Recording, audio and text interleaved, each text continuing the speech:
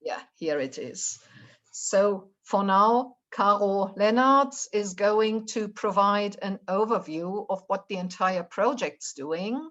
Then I'll show you what we have on offer for colleagues, fellow researchers, stakeholders to get involved in. And then we'll have a little interactive item where you are being activated and invited to provide some ideas from your end.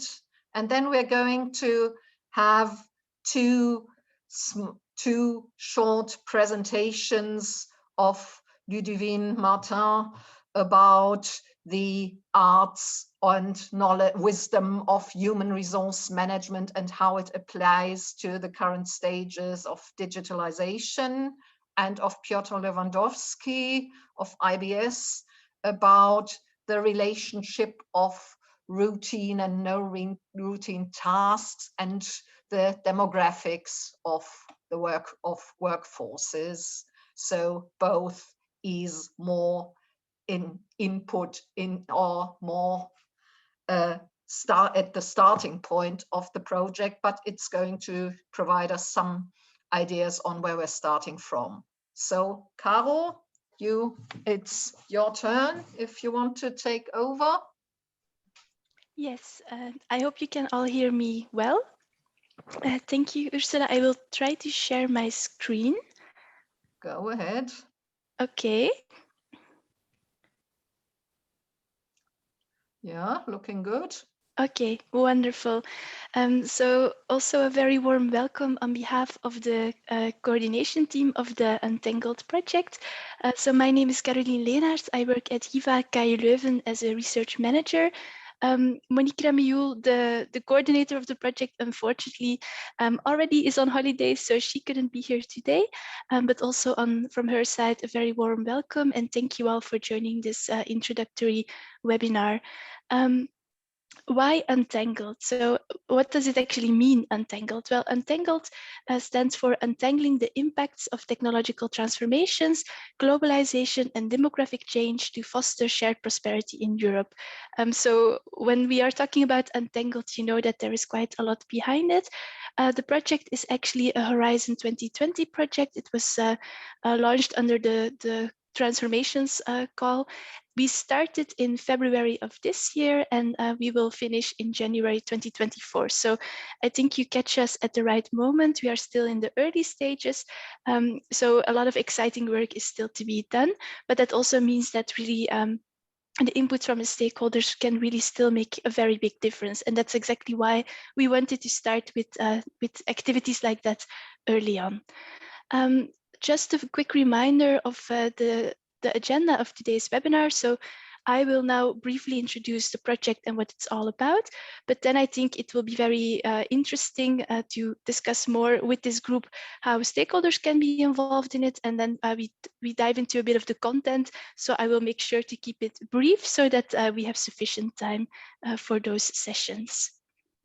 So who we are, as I mentioned, I am representing HIVA KU Leuven, but we actually are 14 partners in this project.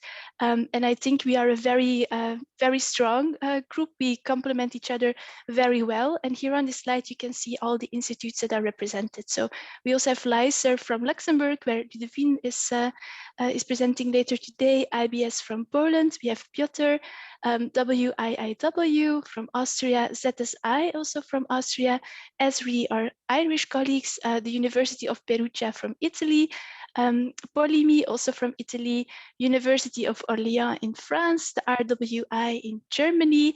Then we also have 3 non-European partners, which I think is very important given the topics of this project. And importantly, they also are involved in research activities. So we have IPL CAS from China, Fede Sarolo from Colombia, and then the University of Cape Town in South Africa. And finally, And also those colleagues are presented here today. We have Altgate based in Poland, and they really are our experts on communication and dissemination. So I think we are a very nice complementary team. We are economists, sociologists, but also from other scientific backgrounds, which again, I think is really critical for this project. So why do we need Untangled? Well, actually, the context of the project is that we have these three mega trends ongoing: technological transformations, globalization, and demographic change. Of course, there is also a fourth mega trend that people talk about often, climate change, which I think now has received a lot of attention. We don't cover it explicitly in this project, but of course, we liaise with some neighboring projects to also see what is happening there. And these three mega trends that we are focusing on, they actually create opportunities, but also pose profound socioeconomic challenges. And we know from the research that currently exists that these challenges still need to be fully understood and addressed. So there still are quite a lot of gaps, both on the research side, but also on the policy side, on how we can really make this work. Now, these three mega trends, they have accelerated in the past years and are predicted to continue to do so. And they create winners and losers. They shape inequalities within, but also between countries. And that's why they also require novel policy responses. Now, what I think is actually really important about Untangled is that we don't just look at the individual effects of these mega trends, but also their combined impact. Because of course, if you look at a company or a worker today, they are not just faced with digitalization, but also with globalization and demographic change. All these trends, they intertwine, they interact with each other, and they have combined effects. And research so far has mostly focused on the individual effects of these trends. But of course, if you want to tackle them, you need to understand also the interplay between them.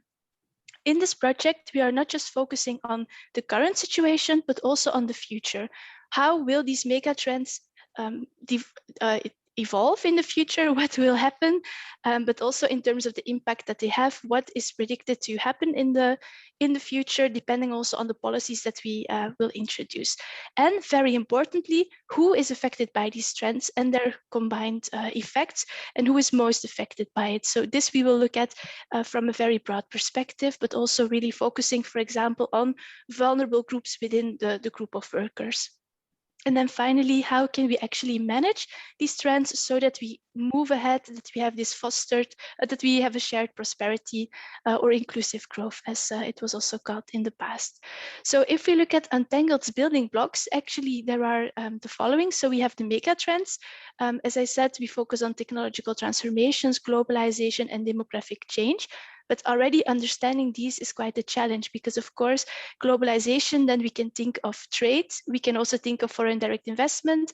You can also think of migration. So each of these trends on its own is already quite a lot of dynamics that are ongoing. The same with demographic change. We can think about aging there, but also about changing compositions of households, for example.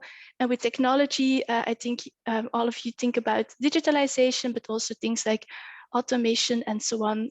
So it can mean many different things. And in our research, we actually will try to account for several of these dynamics under the mega trends. We are looking at their past or their current impact when it comes to labor market outcomes, when it comes to skills, inequality, but also on mobility and migration. So again, here we are really trying to have a very broad perspective on the different impacts and as well the future impact, so the likely scenarios for how these trends will develop in the future, and also how this will affect the socioeconomic outcomes. And then finally, we come to developing the policy framework to really help address these challenges and then move forward. So I think those are the key building blocks of the project. And they also, as you can see, so in the first phase of the project, we really will focus on untangling and disentangling all these different trends and impacts. And then in the second phase, we will start looking forward, whereas, of course, designing policies, that's something that we will try to do continuously, as well as involving stakeholders. So this, I think, I already explained to some extent, but just to help us break this down a bit into something that is manageable, because it's, as you can hear, quite an ambitious project, we will look at different levels of analysis. So we will look at what is happening at the country level, but also beyond. So looking, for example, at international regions and countries beyond Europe. At the meso level, so we will try to understand what is happening in different economic sectors and regions within Europe or within countries.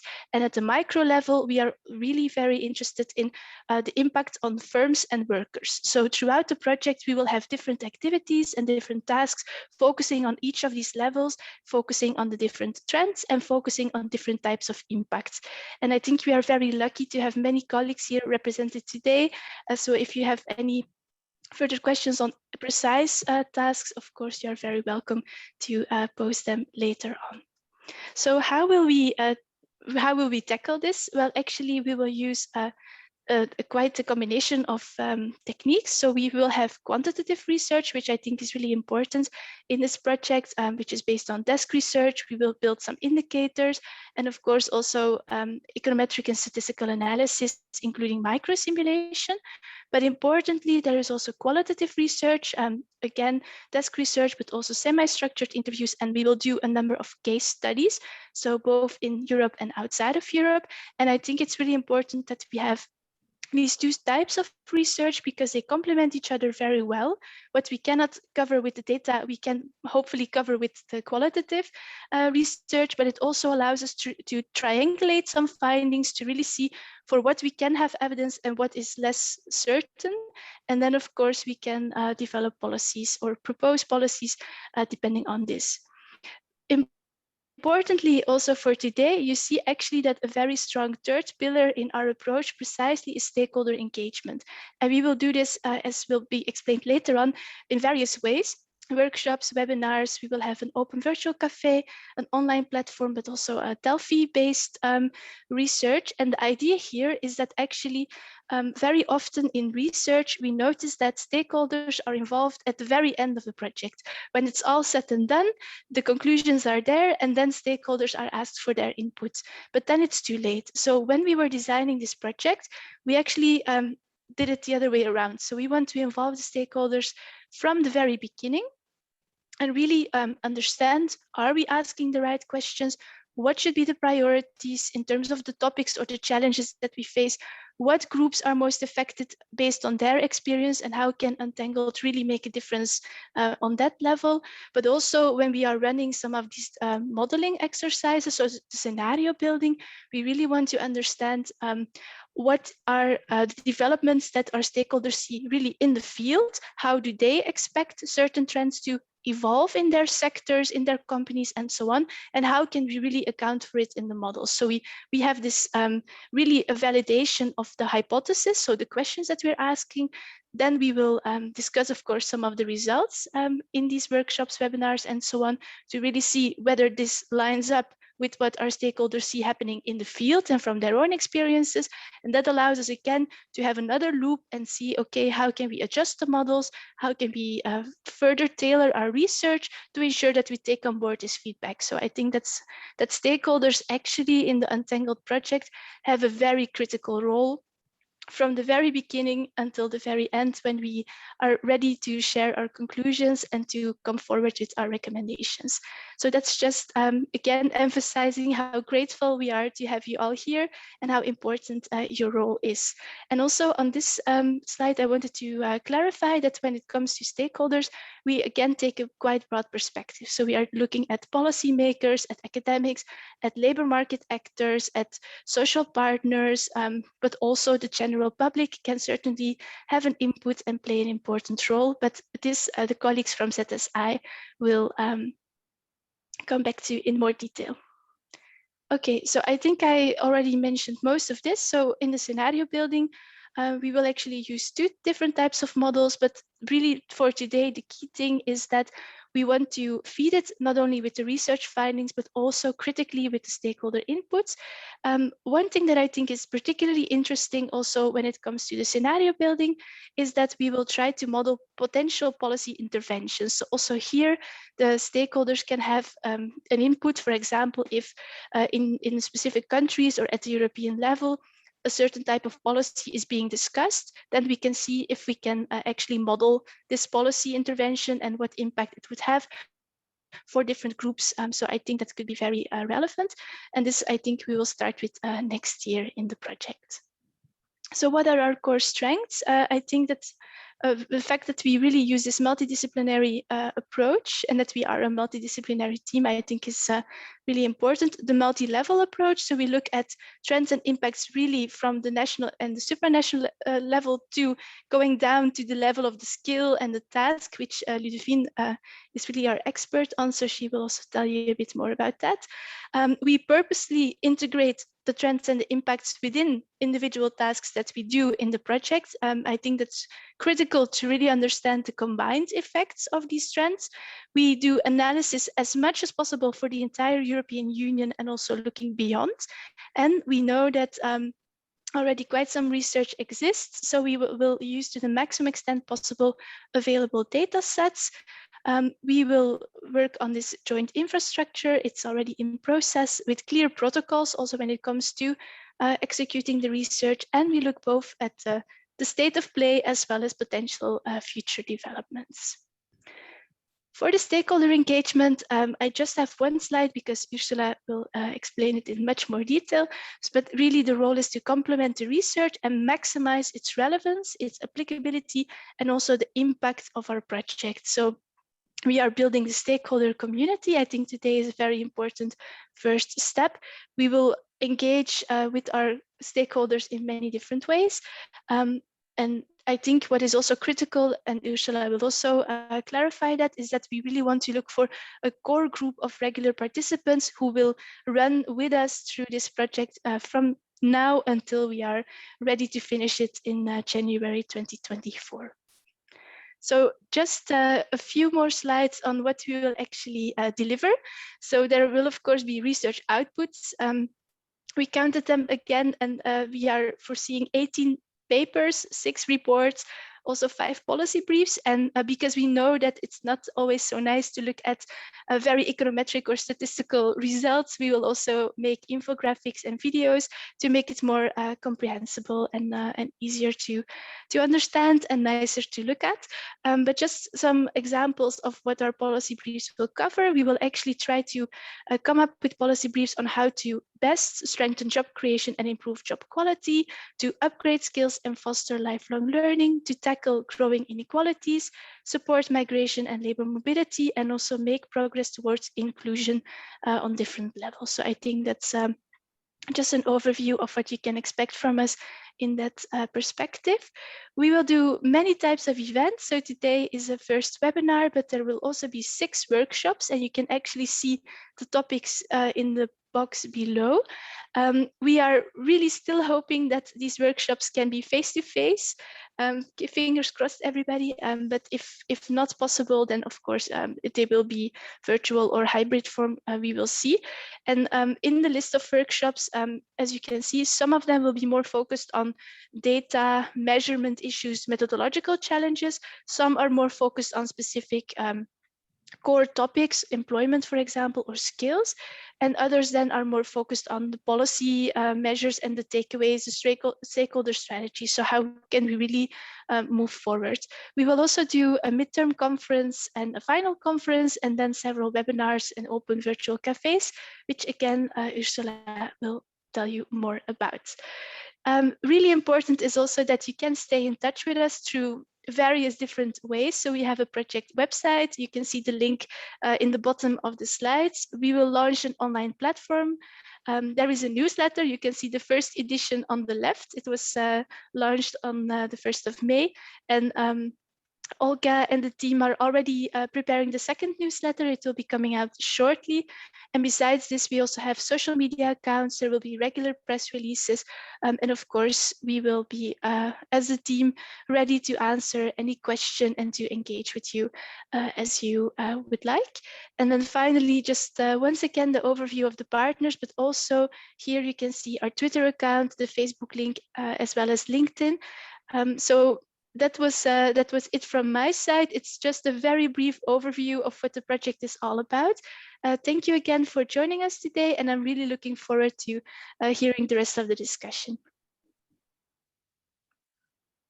Thanks, Caro.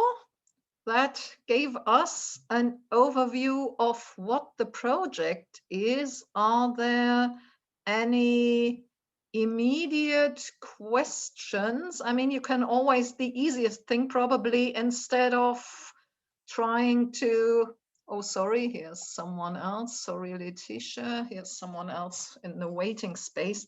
Any rate, the quickest way will probably be to type questions and comments into the chat, and then someone of our ZSI team will get to see them and draw our attention to it. It may be easier than switching on your microphone, figuring out whether to technically raise your hand or visually raise your hand, but we'll figure it out somehow.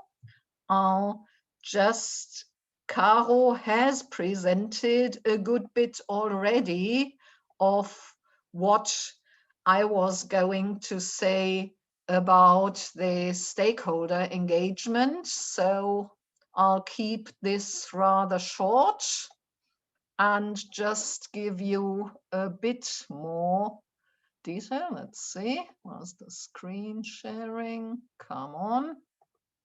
From the beginning, that's the ways to get involved. And I'll just repeat what's on offer and what the general idea is. We really aim to complement the expertise we have in the consortium. We want people, fellow researchers, policymakers, social partners, labor market people, civil society people, anyone, the industry association people, anyone with an interest really, to conduct an ongoing dialogue, not to wait until we are delivering our conclusions, but to help us actually refine our question, figure out what our conclusions are and what they mean in the real world and in real life. And since we want to really build a bit of a research and stakeholder community, we are inviting everyone who's interested to get involved with us on a more regular level to join, to fill in a small survey we've prepared. And hey, where are we? And I'll put it in the chat as well as soon, or can someone else put it in the chat, please? I'm just getting lost between screens a bit. Sorry about that. But at any rate, the presentation's here.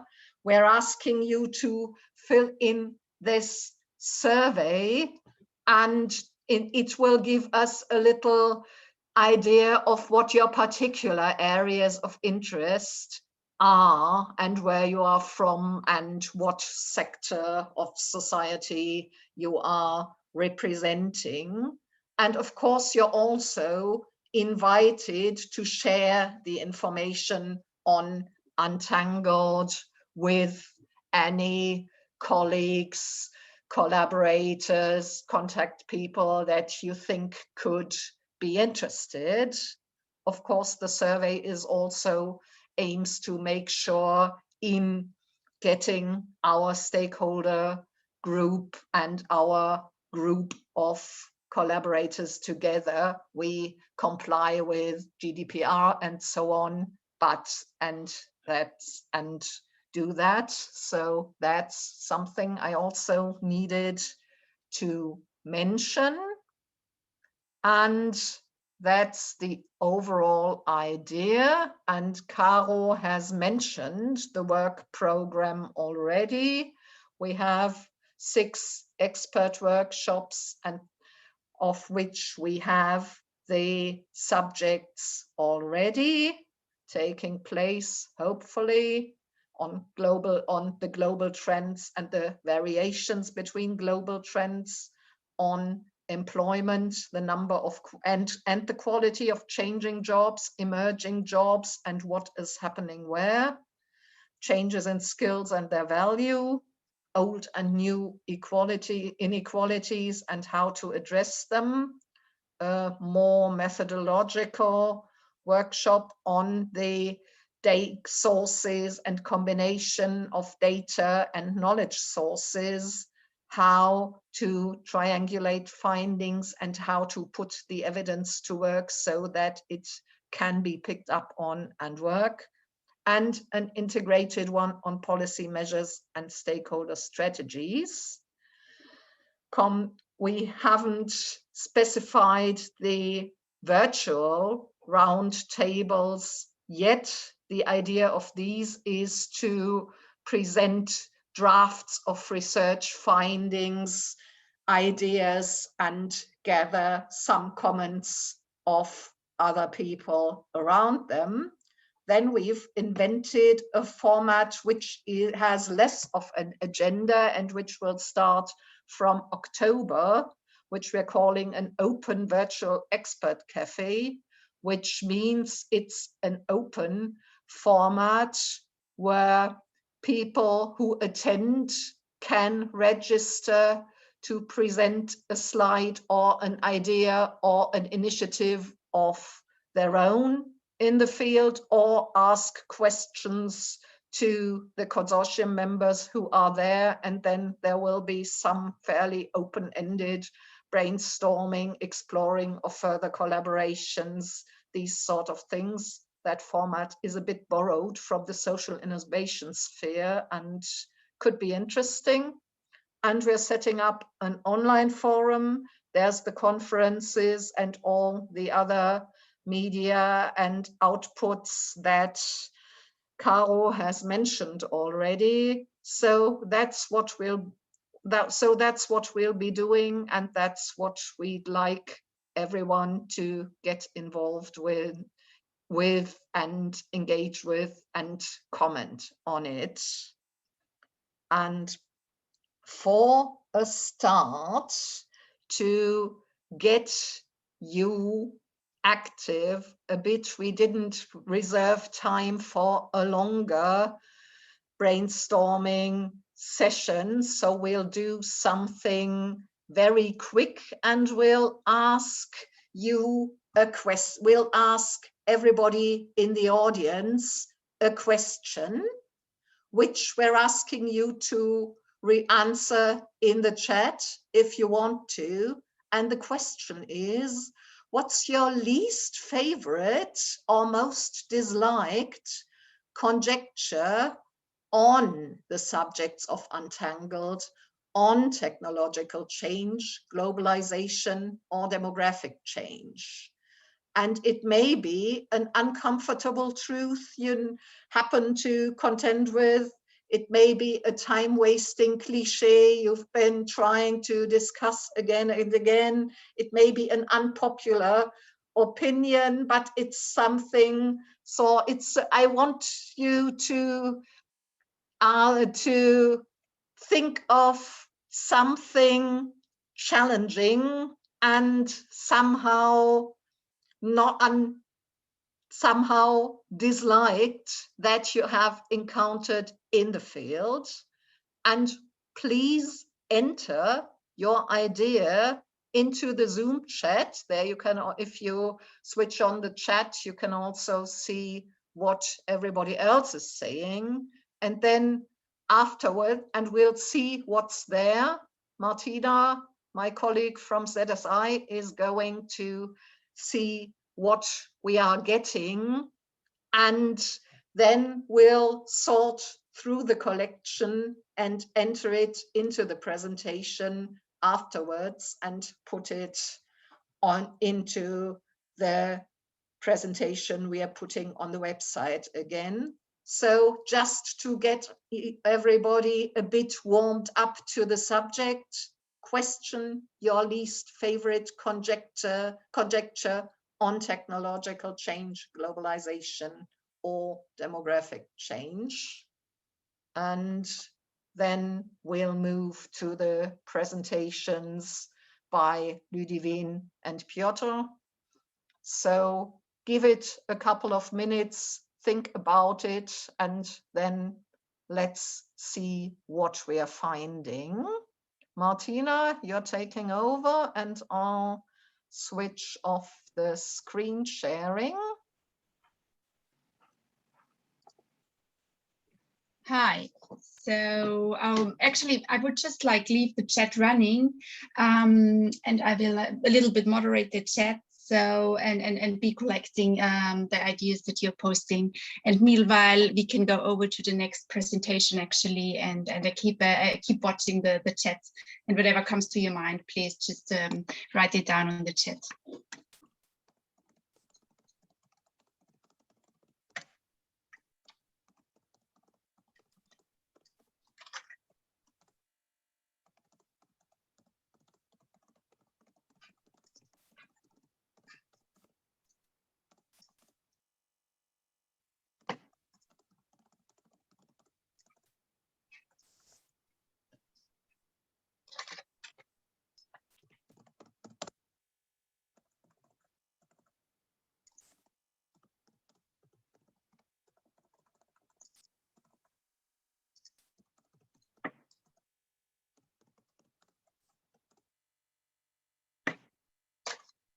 So Ursula, would you say, I think we could continue now with the next presentation from Ludivine? Oh, we might as well do that.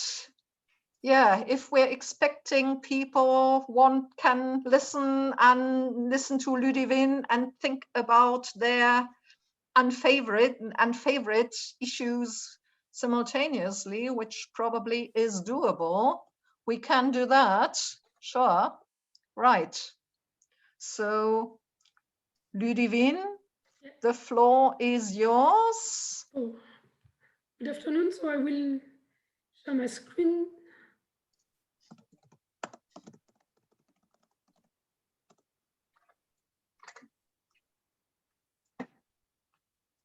Do you see my presentation? Yes. Yes. So as introduced by Ursula, so I'm Ludivine Martin from the Luxembourg Institute of Socioeconomic Research. And in my short presentation this afternoon, I will present you some existing evidence we obtained at LISER on the following question. That is, does the wisdom of human resource management still apply in a digitized work environment? So when we talk about digital transformation at the workplace, the first idea people have in mind is the increasing use of digital tools, and especially since last year with the lockdowns. So we will see a large spread of the usage of groupware that are tools like Dropbox or SharePoint, also workflow like Slack, web conference like Zoom, we use this afternoon, and some other technologies. At the same time, another big trend is the automation of tasks due to robots adoption, mainly manufacturing sector, but also the appearance of artificial intelligence in the service sector that is mainly and most used by firms to follow through big data their consumer habits and the creation of new jobs in the platform economy. And these technological changes are accompanied by organizational changes and especially past and new human resource management practices. So both have potential consequences on employment with the destruction of jobs, but also the creation of new jobs. Change in the skills required by companies. Some impacts also on the quality of jobs. And for the topic I will really focus this afternoon, potential consequences on employees' well-being. And by employees' well-being, I will cover job motivation, satisfaction both at work and outside the working hours, and stress. So I will show you some results we obtained thanks to various funded projects. So the first part of my presentation will be on results driven by the FNR20 project on technology used at work and innovative work practices. This was a project supported by the Luxembourg National Research Fund. I will also move after on results conducted during the European Social Fund project of EMS Luxembourg called the InfoFlow CEVI. So it was a project supported by the European Union and also local stakeholders. And finally, results from the FNR digital project we have done last year on the digital upskilling in the telework environment. And it was also a project supported by the FNR of Luxembourg. So to give you a short overview of my presentation, so first, I will give you some insight regarding how do information and communication technologies and managerial practices affect employees' motivations.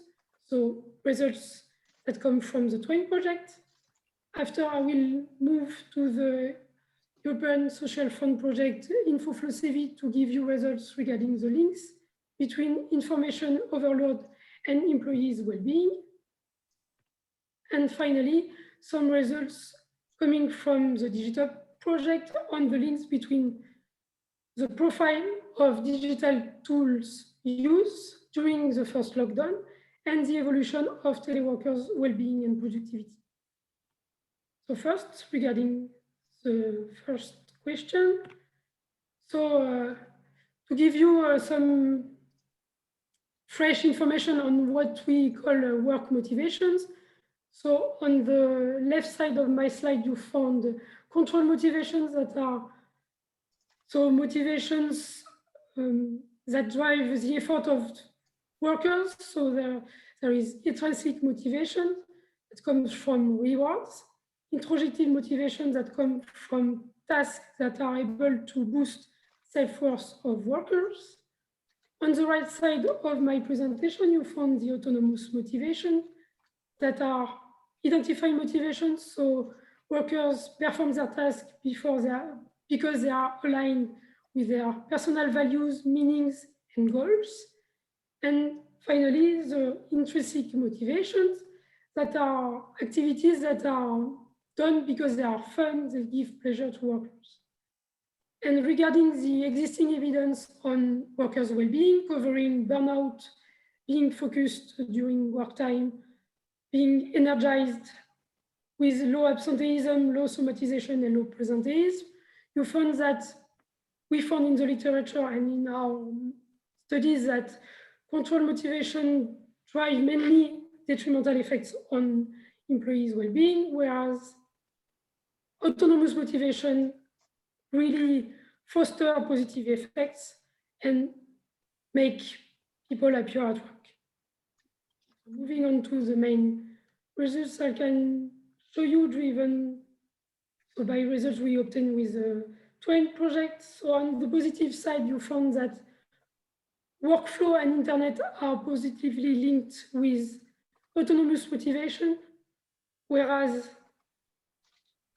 there is also positive effect of some communication technologies that are intranet and emails, but for emails, a dose of email seems to be positive, but you will see later that too much email conduct to an information overload that can have drawbacks for workers.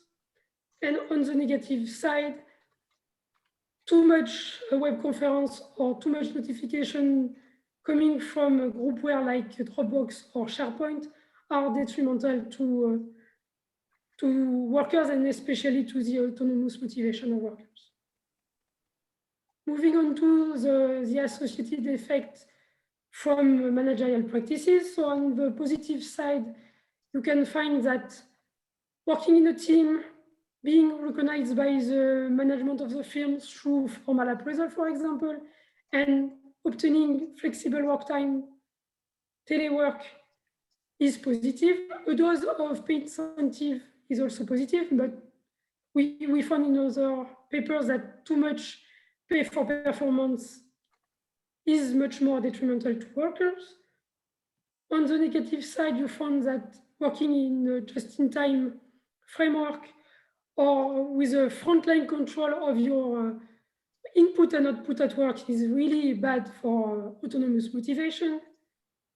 And some practices are necessary to foster motivation, but not enough to motivate motivated workers. So for example, you see that participation in trainings and downward communication is necessary to strengthen motivation, but not to really enhance motivation of motivated workers.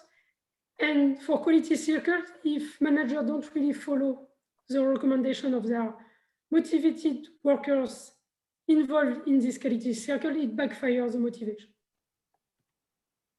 So if we move to the second analysis, so on the links between employees' information overload and employees' well-being. So thanks to the InfoFlow CV barometer, we collaborate with EMS Luxembourg to publish it 2 years ago now.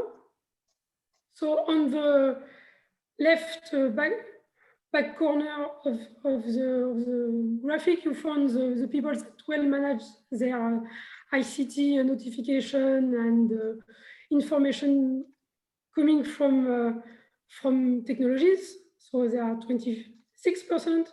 In the middle, you found a big potato with people that suffer from infobesity risk, but only during work time.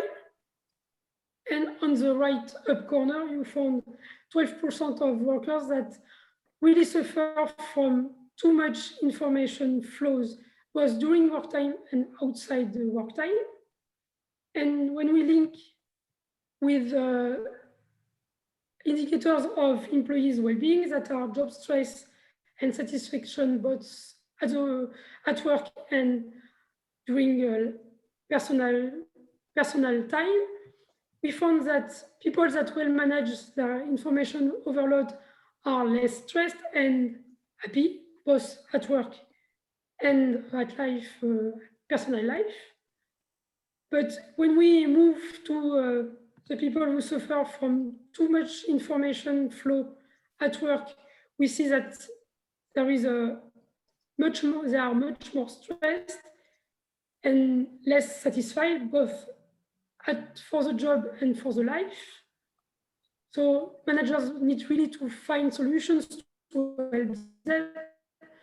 But on the right up corner of the situation of infobesity risk, so for the ones that really suffer from working time, there is really a huge carefulness that needs to be done by managers to really help those workers. So you see that there is a huge jump in job stress and a decrease not in job satisfaction, but in life satisfaction and in work-life balance satisfaction. And finally, for my third analysis, so about the links between the profile of digital tool use during the lockdown and the evolution of teleworkers' well-being. So we were able, with a project with the University of Luxembourg, to collect data during the first lockdown last year in Luxembourg in the greater region, and focusing on 4 digital tools that are groupware, workflow, instant messaging, and web conference. We found 5 profiles of teleworkers. So some teleworkers that do not use these tools during the lockdown, a group of 32% of teleworkers who use daily only communication tools that are instant messaging and web conference. The third group, about 29%, are daily users of all 4 technologies. We have a specific group, the group 4, covering 13% of teleworkers that intensively use only web conference. And finally, we have the 5th group that covers 12% of teleworkers who weekly use all of the 4 tools. And when we link these profiles with teleworkers' well-being, so that are the evolution of job satisfaction and job stress before the lockdown and during the lockdown, and also the evolution of job productivity. So we found that compared to no users, the daily users of all tools really suffer from potentially information overload, and it decreases their job, the evolution of their job satisfaction. For those that intensively use web conference, it seems useful to compensate for the lack of face-to-face interactions, and it improves their job satisfaction and negatively linked with their job stress, but it is not sufficient to improve their job productivity. And it appears that it is teleworkers who really have a reasonable use of the 4 tools that are able to obtain more job productivity, but with no effect on the 2 other indicators. So to conclude, the managerial recommendations we obtained from these 3 projects. First, managers should strengthen teamwork and management recognition using, for example, formal appraisal, and also use flexible work time and telework to really motivate workers. We find that during the COVID-19 pandemic, and perhaps for the future of the work environment, that some digital tool like web conference really compensate for the lack of face-to-face interaction between coworkers. But managers really should be careful about spreading good management practices and good technological practices to have a reasonable use of digital tools and notifications in order to ward off drawbacks that are hyperconnectivity, addiction to technologies, and the information overload or infobesity. And managers should also propose trainings, and especially to workers that really struggle with the use of digital tools.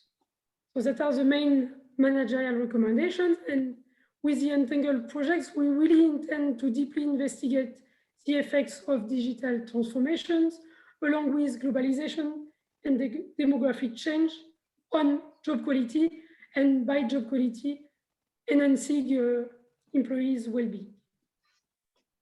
So thank you. And if you want to know more about this project, you can go on my personal website, and at the end of this seminar, you can also ask for questions. Thank you. Great. Thank you very much.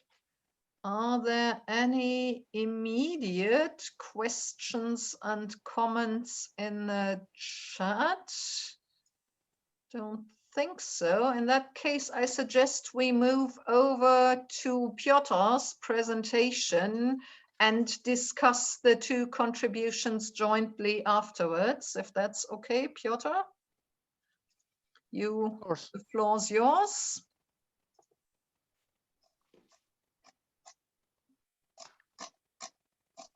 All right, let me share my screen.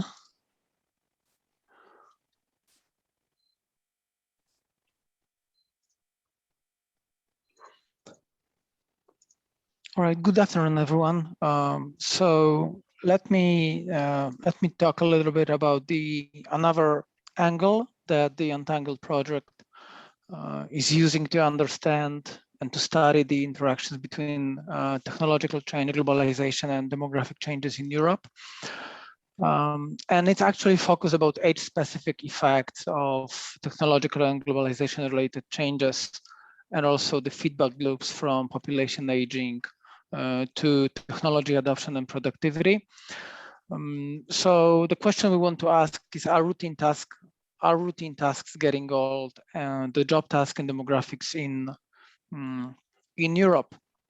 So there has been in the last 20 or 30 years, there has been a body of research focused on how the twin forces of technology and globalization affect the labor market and the nature of work. And there's a lot of studies that show that these 2 forces drive the shift away from routine towards non-routine tasks and jobs. Routine tasks are those that are structured, repeatable, either manual, which are more typical for factory floor jobs, or cognitive, which are typical for clerical jobs. And these types of jobs and tasks are declining, both in terms of occupations, but also the importance of these tasks within particular occupations, while the non-routine tasks are increasing in their relevance, in particular the non-routine cognitive tasks, which can be either analytical and require data analytics, require decision-making, require quite advanced ICT skills quite often, or personal, which require managing people, supervising people, coaching people, or teaching. And these trends have contributed to job and wage polarization in most developed countries. And there is a lot of there are a lot of papers about that. But actually, the age-specific effects have been rather under-researched so far. And the differences between young and older workers in how these trends play out can actually go either way. So there are arguments that show that older workers may be more affected by these changes for essentially two reasons. First of all, is that younger people are usually more skilled and more flexible with using modern technologies. And this can be shown with the PIAC data collected in the OSCE and other partner countries that show that older workers have lower problem solving and numeracy skills and have lower capacity to sort of like utilize the ICT technologies at work than younger workers. And also, older workers usually exhibit lower occupational mobility than younger workers. So if these kind of shocks reduce the demand for particular types of jobs, we can expect that the older workers can struggle a little bit more to adapt. But then on the other hand, there are other studies that show that when new technologies arrive, like automation technologies, they quite often don't really lead to increased redundancies of existing workers, but they reduce, the firms that adopt new technologies tend to reduce hiring of new workers if these technologies replace labor. And quite often the reduced hiring actually means lower job prospects for young workers. So the older workers who are incumbents are actually kind of protected, better protected against these changes because they already are in the workplace and they have secure contracts, while the younger workers struggle to enter the labor market. But also these feedback loops can go the other direction. So population aging can also impact technology adoption. There is one very neat study that shows that countries that will be aging faster in terms of population structures, because at the individual level, we're more or less, all of us are aging at the same pace. Then the countries that expect faster population aging do invest more in automation, labor replacing technologies. So, and actually from the studies that I will show a couple of slides from our earlier work. So we actually found out that indeed in Europe, the jobs that are more routine intensive tend to age faster. The jobs can really age because the jobs are basically jobs, not people. But the age structures in these more routine occupations tend to age faster than the age structures of workers in the less routine occupations. So on this slide, there is evidence that in several European countries, the more routine intensive occupation was in late 90s, the faster was the growth of the average age of workers in this occupation. And what was the mechanism behind this change was that in this more routine intensive occupations, the share of younger workers was declining faster, while the share of older workers was increasing faster than in the less routine intensive occupations. So essentially we see that these less routine and more routine jobs tend to have different characteristics when it comes to changes in the shares of older and the younger workers. And these changes can be driven either by labor demand or labor supply side factors, let's say.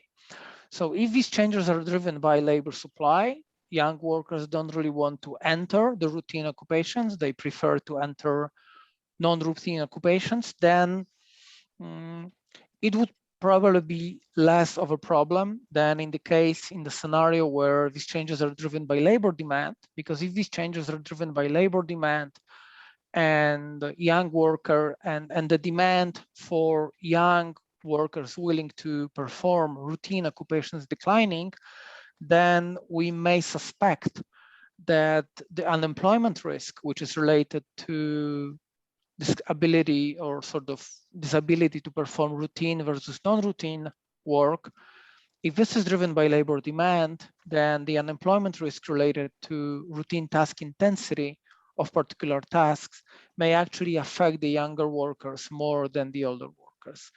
And it's actually the case. So we find evidence that in several countries, in several European countries, this unemployment risk, which is related to routine task intensity of occupations, is actually the highest among younger workers. So if you enter a clerical occupation or a factory floor, like a manufacturing or craft occupation that is routine, structured, repeatable, and quite often well substitutable by automation technologies or by ICT technologies. If you're a young worker and you enter this occupation, the related unemployment risk that you face is higher than among older workers that that enter the same occupation. So that would suggest that once that the transition away from routine jobs leads to declining demand for new hires. So these young workers are affected to a larger extent than the older workers, and that may in turn contribute to these sort of gaps in the employment outcomes among low and middle skilled workers, between young, low and middle skilled workers, or low and middle skilled workers.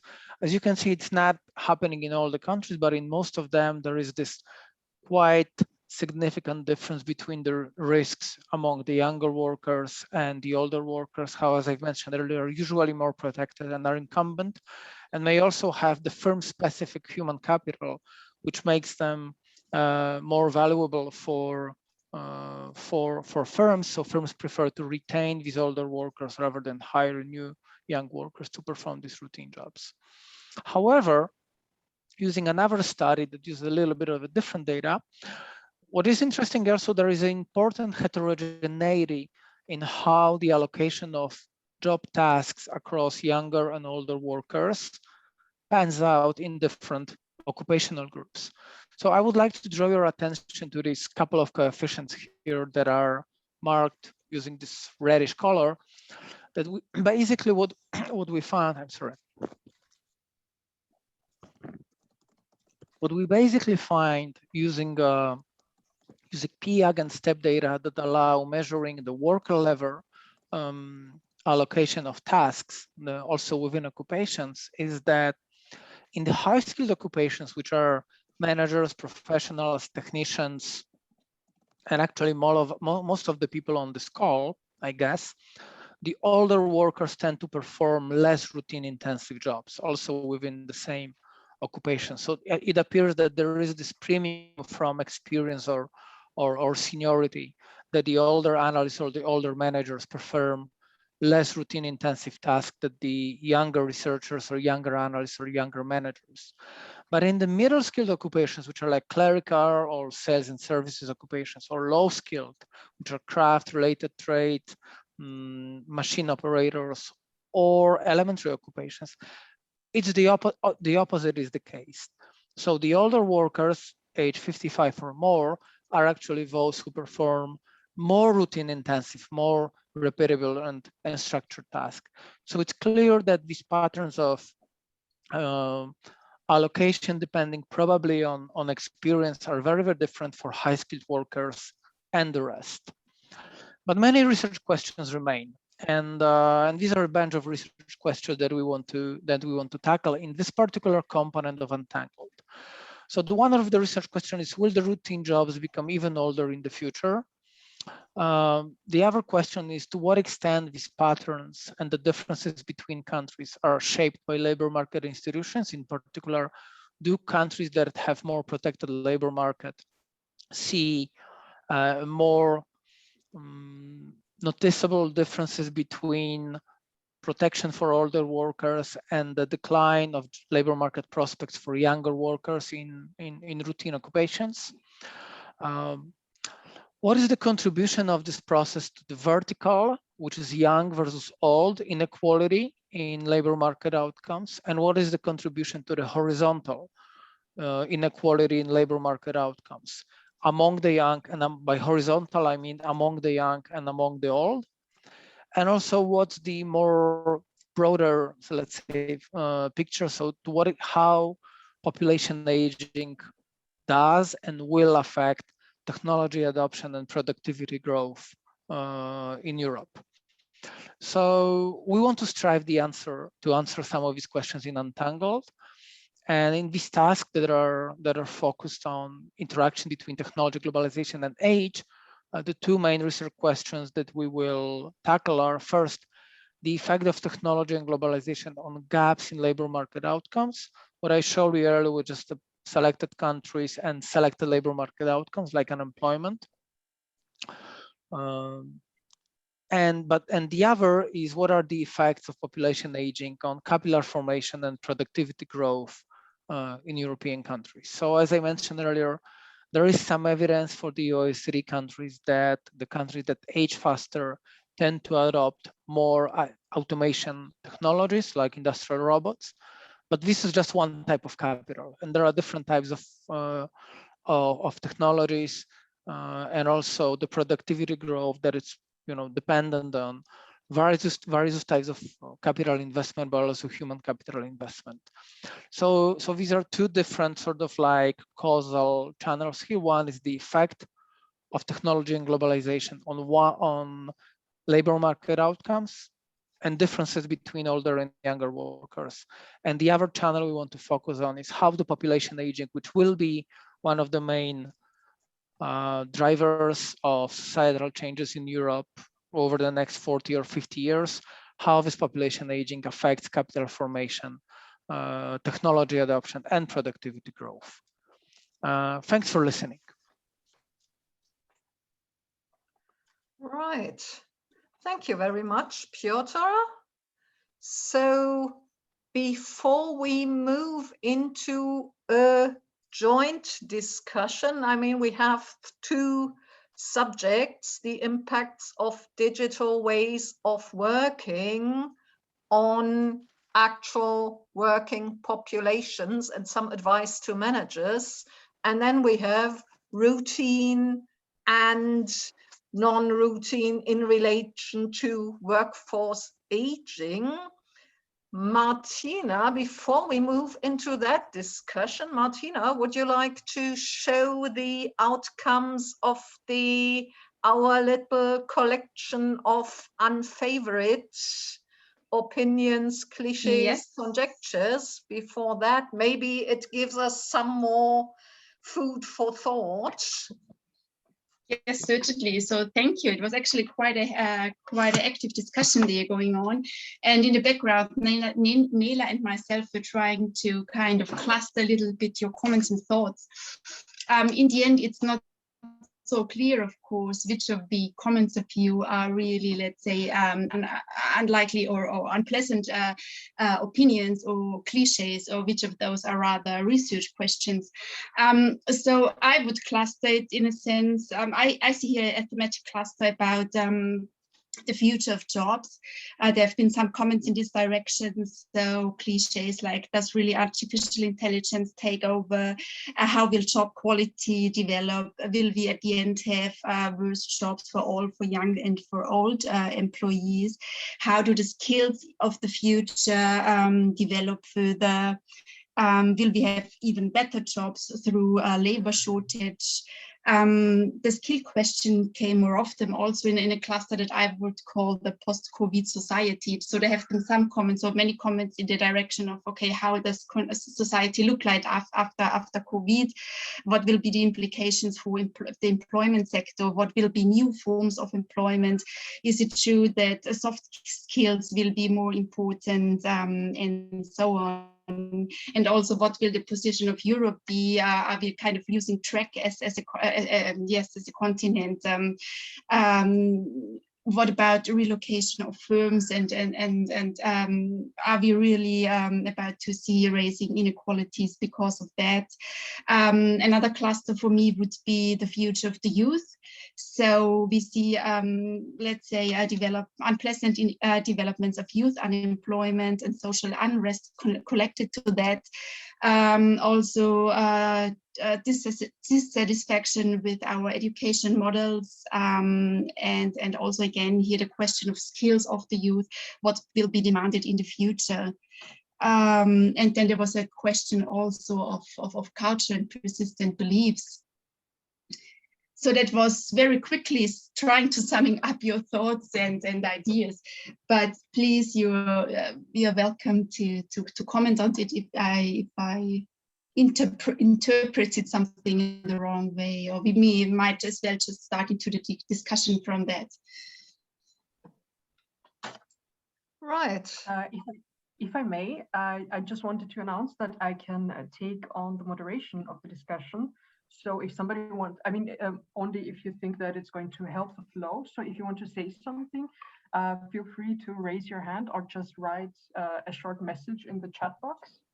And I'm trying to keep an eye on both, just to be able to moderate, because I already have one person who wants to clarify their unpopular opinion or hypothesis. We don't know yet. But maybe let's turn to the country. We are seeing a sort of complex picture of unpopular opinions, cliches, bits of everything, which we need to take on board and which are probably going to accompany us. But maybe let's move now, Nela, if you like, to questions and comments on the presentations, will you? So either hand raising or chat. I think we are having, collectively, we are going to keep an eye on participants raising their hands, all questions that come up in the chat. And Nela, you get to play the facilitator, all right?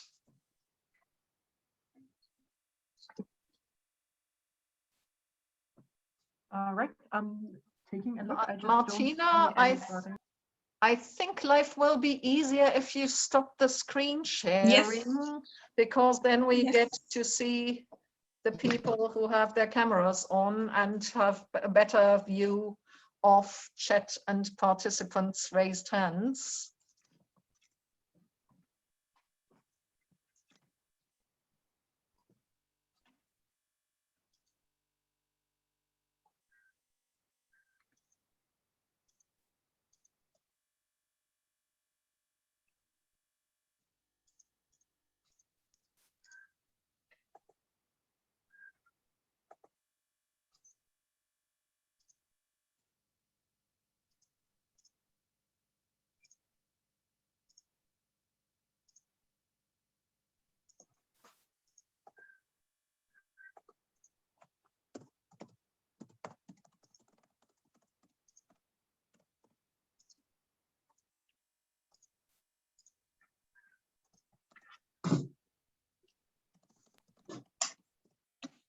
There don't seem to be any pressing questions at the moment. I'm just typing one actually, but I might as well ask it.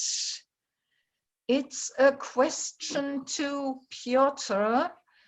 Do we, if we are seeing older workers routine tasks getting older, or older workers getting landed with more routine tasks?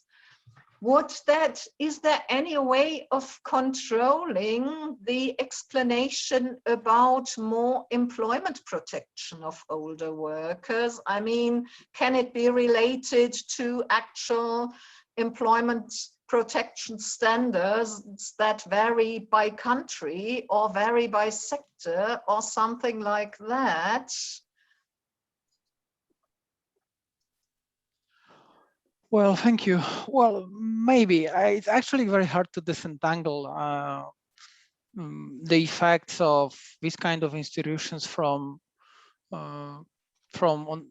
other labor market institutions, but also other drivers. I wouldn't really jump to the conclusions immediately that there will be some correlation between the differences in cross-country differences in employment protection legislation and these age gaps in Europe, but I wouldn't really jump to the conclusion that it's because of the employment protection legislation that these gaps do exist. So it would be probably, you know, some countries tend to reform the employment protection legislation a little bit, and then when they do that, we don't really see that these age-specific gaps change dramatically in these countries. So, so these differences in the institutions tend to coexist with sort of more structural differences that kind of generate disadvantage for younger workers in some countries, for instance, in Southern European Union. So I wouldn't just say that it's because of the EPL that these gaps in Italy or Greece are larger than in Netherlands and Belgium. It's also because of the other factors, and it's very hard to separate the particular contribution of these institutions. But we definitely want to look into that in the project in a more systematic way, I would say.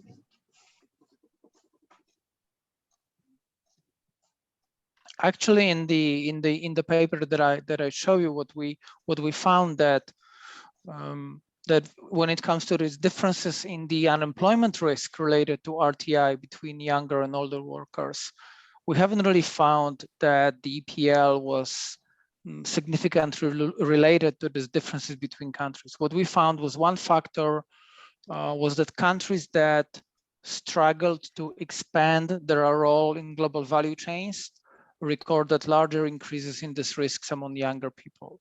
So it was more related to trade and countries that were successful in increasing their role in global value chains haven't really recorded the sort of detrimental effects on younger workers, and countries which did not expand their participation in global value chains then recorded this higher increase in risks among younger workers.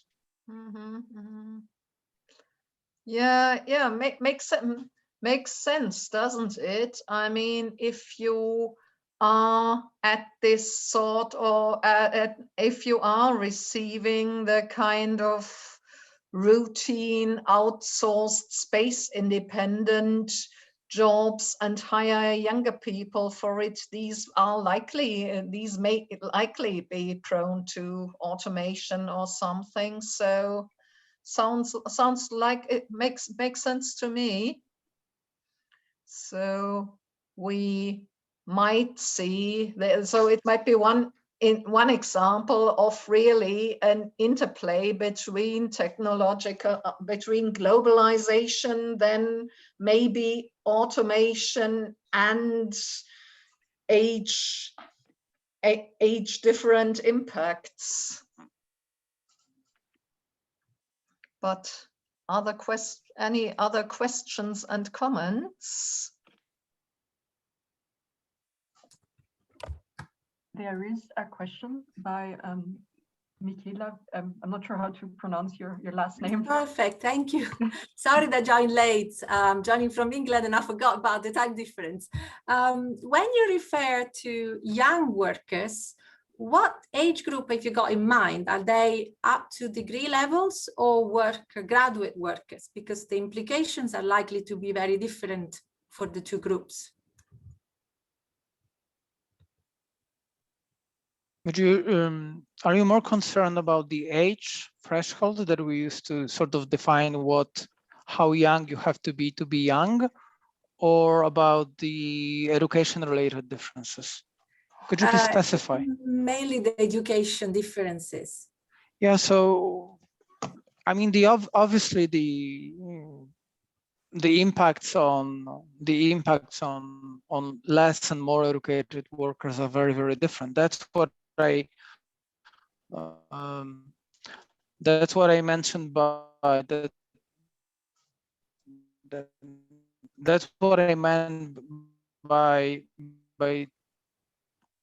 stressing the horizontal inequality among young workers.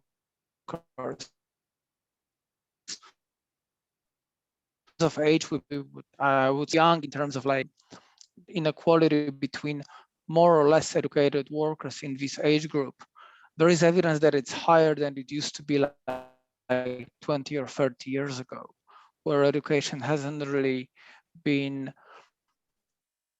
determining that much in terms of labor market outcomes so early on. So we definitely. Okay, thank you. So you will account for age differences and human capital differences. Is that right? Yeah, okay. Thank you. I ask you, what are the main policy implications of your paper? In terms of policy, I mean, in terms of the interventions of policy, how to contrast this, let's say, increasing gap? Well, you know, in that paper that I presented, we've only have a very, I would say, tentative evidence institutions. So I would rather not go very far in terms of formulating policy implications for institutions. What we mainly wanted to achieve in that paper was to draw attention of people to the fact that the job polarization that is often presented as an aggregate phenomenon has a strong age-specific component, and I don't really feel like that implies a very specific policy implications other than saying, let's look what's driving these age-specific outcomes and why they are different between countries. I would say that to some extent it's probably about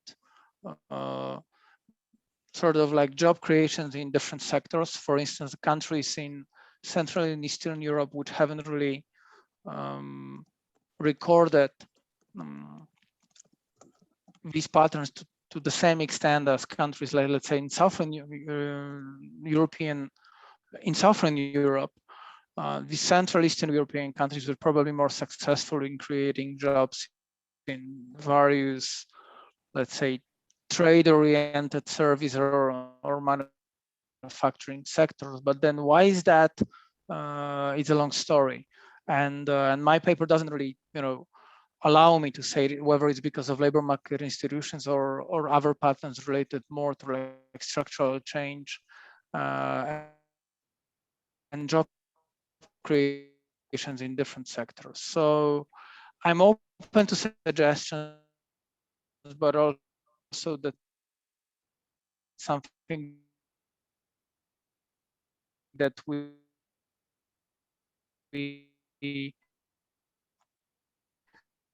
There's, I'm just going to go ahead and it's unclear. Fabrizio asked, I think the different knowledge base shaping industries or the way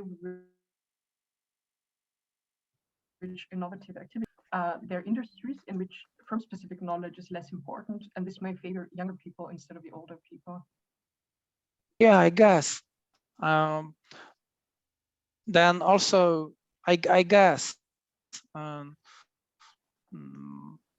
also, you know, at the worker level, especially when we start thinking about more advanced activities, the sheer idea of what is routine and non-routine becomes very, very fuzzy. I mean, when you run a regression for the first time, it's non-routine. When you do it for the 1,000th time, it's a routine activity. It's the same with very large set of tasks. So,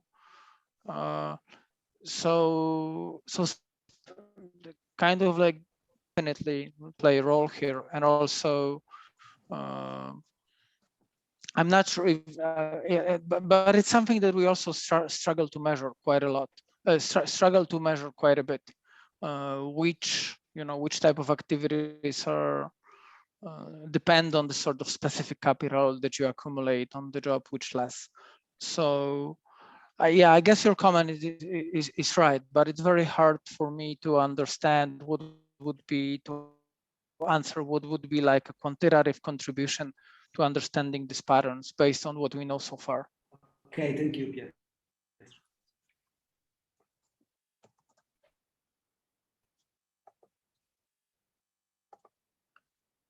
All right. So I think we have, unless anyone has a really urgent question, I'd like to ask Ludivine for a final comment on what we were discussing about routine tasks and age and so on. Just off the top of your head, how would that relate to what you said about use of digital tools and how it could be encouraged? Do you think there's any sort of lesson in combination of these findings and the comments people made? Or is that just over the top just now? So we don't. There is not so much evidence on difference between age and the adoption of new digital tools.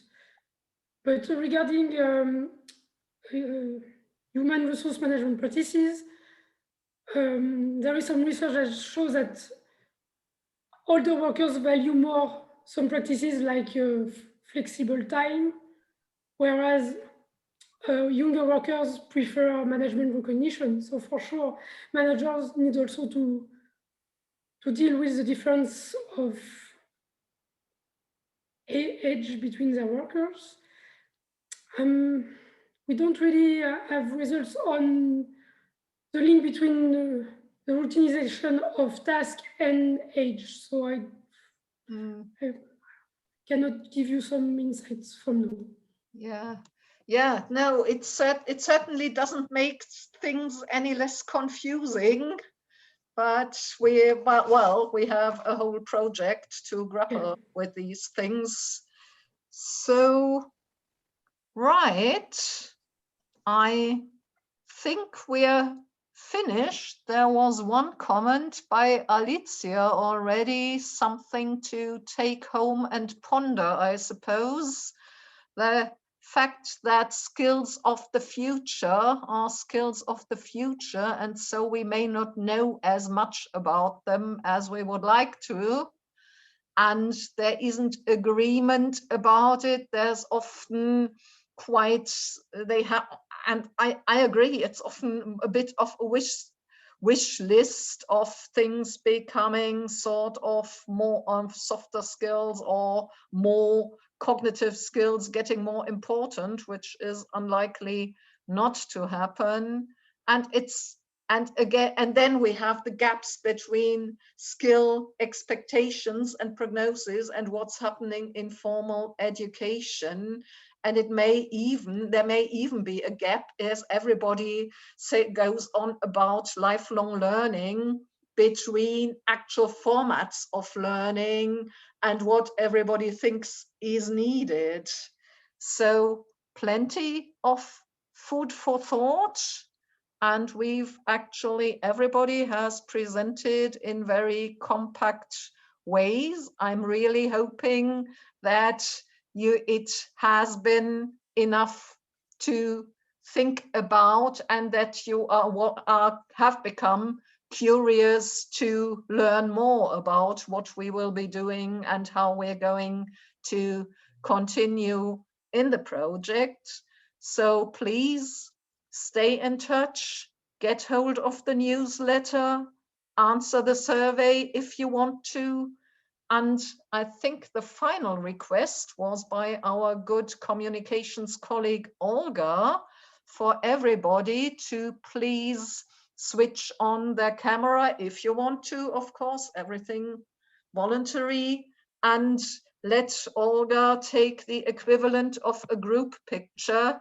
So we are seeing who's attending, which is one handy way of getting a sort of, well, proxy of a social feeling with these remote things.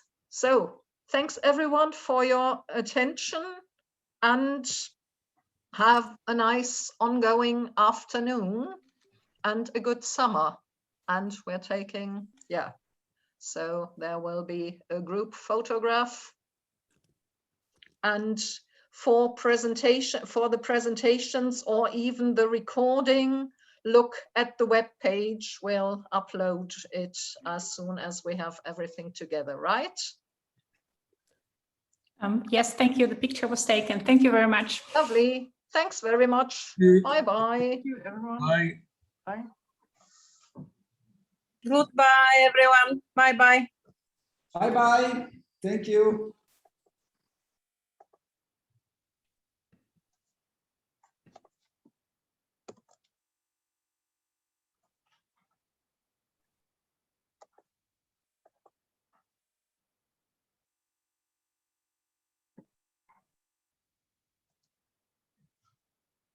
Nela, hast du noch die letzten Chatbeiträge kopiert?